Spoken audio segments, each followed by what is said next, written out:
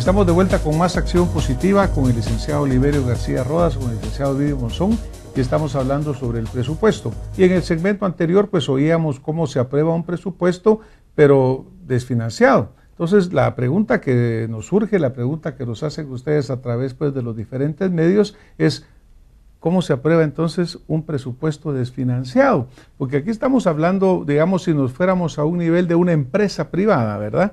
Obviamente esta empresa no puede aprobar un presupuesto si no tiene sus fondos de financiamiento.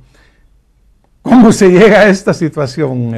No sé, Ovidio, no sé... Claro, yo creo que hay porque fíjate tú que, digamos, el punto real es, a mí me ha preocupado mucho esto, ¿verdad? Cuando lo hemos visto, ahora que lo oigo aquí con el comentario contigo, porque decir, bueno, mire, mejor que no se apruebe el presupuesto, pero que no se apruebe desfinanciado. Es que de todas maneras tienes obligaciones como Estado. Yo creo que es complicado de alguna manera hacer esa diferenciación entre lo que puede ser un presupuesto de la iniciativa privada y un presupuesto del Estado. No, claro, yo lo usaba totalmente, solo como o sea, por eso te decía, mención, porque ¿verdad? Habría que ver, el Estado, digamos, las municipalidades, el gobierno en sí mismo, definitivamente se habla de que es que eso no es rentable para el gobierno. ¿Por qué el transporte? ¿Por qué los hospitales? Definitivamente para un gobierno la rentabilidad es darle el servicio a los seres humanos y a las personas. Yo creo que hemos platicado en otras oportunidades en torno a decir, ¿qué país queremos? O sea, escuché en algunas oportunidades decir a alguien, es que el presupuesto de hace 10 años era la mitad del de hoy y definitivamente alcanzaba. Sí, pero con el 67% de analfabetismo, y con el 70% de la gente no atendida en el país. Claro. Entonces, para ese momento histórico y para ese grupo político, eso era bueno, claro. Pero nosotros decimos, bueno, ¿y qué hacemos? Seguimos arrastrando una no atención al ser humano guatemalteco, a que no asista a la escuela, a que los niños en edad escolar llegaban al número 40 y el 41 le decían, mire, ya no hay espacio para usted en la escuela, tiene que regresarse a su casa. Eso tiene un costo. Claro, ahora tenemos 2 millones de niños y niñas más en la escuela, eso tiene un costo. Pero déjame comentarte en ese sentido, y obviamente la idea no es una controversia, sino que aportar la idea, ¿verdad? Claro. Yo visualizo y estoy de acuerdo con la parte, aún la Constitución del 85, que el licenciado fue unos constituyentes, menciona el hecho de la gratuidad en la parte de educación, ¿verdad? No la menciona igual en salud, pero obviamente es un bien, claro, es un bien social. Pero sin embargo tampoco tiene lógica verdaderamente ofrecer un servicio cuando no tenemos la capacidad de darlo. Yo diría que para no entrar en una controversia que fuera más, sino que el punto clave acá sería decir, hablando del punto de vista técnico, del punto de vista de Estado, yo diría que el punto clave debería ser presupuestos con el debido financiamiento. Estamos viendo ahorita en Estados Unidos una crisis que acaban de pasar, que a punto de que el gobierno se quedara sin pagar, porque obviamente también allá se cuecen habas y se han quedado y se han pasado los límites. Pero, Oliverio, ¿no debería ser un presupuesto financiado pues debidamente? Bueno, yo creo que... A pesar de que reconocemos las necesidades. Claro. Si habláramos de necesidades, por supuesto que el presupuesto tendría que ser muchísimo más grande, pero debemos hablar de realidades, es decir, qué es lo que el Estado realmente puede cumplir, porque a mí de nada me sirve poner en el papel un presupuesto para el Ministerio de Salud de 20,000 millones si resulta que no tengo el dinero que efectivamente se va a necesitar para cubrir esas necesidades. Yo por eso reitero, de las bases para el presupuesto. Primero es definir si tenemos realmente las fuentes de financiamiento. Segundo, priorizar el gasto, calidad de gasto público.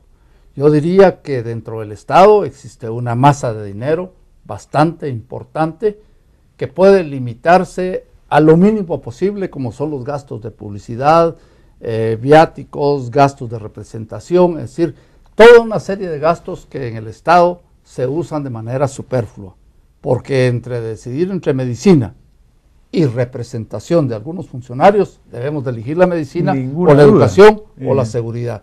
Entonces, el presupuesto debe ser lo más real posible, porque de esa manera también no estamos creando falsas expectativas. Por ejemplo, el diputado lo mencionaba, si el Ministerio de Salud le pidió al propio gobierno, a su dirección técnica, a su Ministerio de Finanzas, una cantidad X por decir, 100 quetzales para el Ministerio de Salud, y resulta que la Dirección Técnica del Presupuesto, el Ministerio de Finanzas y el propio Ejecutivo le dice no te podemos dar 100, sino solo te podemos dar 60, entonces un buen ministro, un buen administrador, tiene realmente que hacer eficiente ese poco dinero porque no hay más. Pero lo que sucede es que una vez que se ha hecho la aprobación, fijado el techo del presupuesto por el propio Ejecutivo, los ministros entonces empiezan a hacer romería al Congreso y hay un filibusterismo, déjame decirlo así. El ministro de Salud llega a pedir entonces que se le den más recursos a él, pero que se le quiten, por ejemplo, a Economía. Claro, el de Educación llega a pedir más dinero y que se le quite a Seguridad. Entonces, ese filibusterismo que existe, lo que te evidencia es que no hay coordinación en el propio organismo ejecutivo. El Congreso aprueba un techo presupuestario y de ahí empiezan las peleas, las transferencias y todo lo que sucede en el Ejecutivo. Pero realmente, te reitero, un presupuesto debe estar seguro en sus fuentes de financiamiento, debe haber una priorización del gasto público, debe haber un absoluto cuidado y fiscalización, y aquí tendríamos que hablar del pobre papel que tradicionalmente ha hecho la Contraloría General de Cuentas, que realmente de fiscalización no tiene nada. Y luego de eso, te reitero, cada ministro de Estado, cada funcionario de Estado debe ser absolutamente cuidadoso con el dinero del gobierno. No lo puede malgastar porque no es su dinero. Primero no lo tiene. A ver, Ovidio, por favor, ¿qué piensas tú? Porque a mí me parece una línea muy clara, digamos, lo que expresó Oliverio y lo que me parece muy bien, definitivamente, todos estos elementos y los comparto, además los comparto, pero tienes que ver la necesidad que tienes como Estado ante una población, demandándote educación, demandándote salud, demandándote vías de acceso, demandándote programas agrícolas y todo esto que no puede cerrar los ojos definitivamente. Y aquí quiero dar un salto a otra variable que definitivamente es clave y que no la hemos compartido dentro de lo que es el presupuesto y que debería ser nuevamente retomar el tema del pacto fiscal. Porque ¿qué país queremos? ¿Cuánto nos cuesta ese país que queremos definitivamente? En este momento el presupuesto asciende a 56.000 millones de quetzales. Ya salió la semana pasada un posible presupuesto para el 2012. Y ese posible presupuesto ronda alrededor de los 58.000 millones. Digamos que si va a estar financiado con préstamos, si va a estar financiado también con más bonos, y si queremos hacer justamente lo que decía el diputado Oliverio, bueno, entonces empecemos a recortar el presupuesto para ver qué nos queda. Y nos vamos a dar cuenta que estamos alrededor de 38.000 millones de quetzales de recaudación. Entonces tendríamos que hacer un presupuesto ajustado a esos 38.000 millones, entonces no habría para pagar a los maestros, no habría para pagar salarios de los policías, se ha reducido las fuerzas de seguridad del ejército, se ha reducido la inversión de alguna manera en infraestructura. Yo creo que tenemos un gran reto como guatemaltecos y ese es el que tenemos que poner sobre la mesa. No alcanza el presupuesto que está, pero bueno, entonces ¿qué hacemos? ¿Nos seguimos endeudando? ¿O retomamos como guatemaltecos realmente el tema del pacto fiscal y cuánto nos toca que pagar a cada uno, cuánto nos toca que poner a cada uno para que ese presupuesto real que necesitamos como guatemaltecos, para que le podamos dar atención a los niños en edad escolar, para que haya medicina en los hospitales, para que se le pague salarios justos a los maestros, a los médicos, a los policías y todo esto, definitivamente alcance? Vamos a ir a un corte y volvemos en un momento con más Acción Posible.